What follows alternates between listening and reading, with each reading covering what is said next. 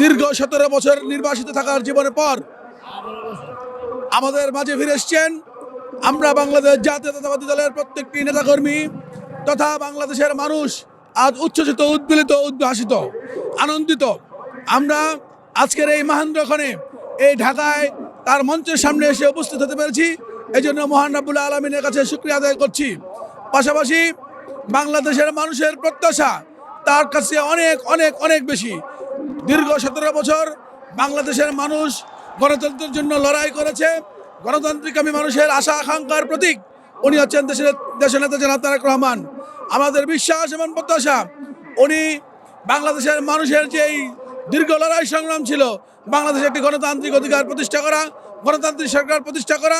আমরা আশা করি অচিরে 12ই ফেব্রুয়ারি নির্বাচনে বাংলাদেশে একটি অবাধ, সুষ্ঠু, নিরপেক্ষ এবং সকলের কাছে গ্রহণযোগ্য একটি নির্বাচনের মাধ্যমে উনি বাংলাদেশের প্রধানমন্ত্রী হবেন।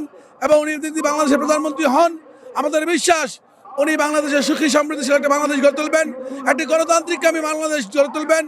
পাশাপাশি বাংলাদেশের মানুষের ক্ষুধা, দারিদ্র, শিক্ষা, চিকিৎসার অবশ্যই উনি ব্যবস্থা করবেন।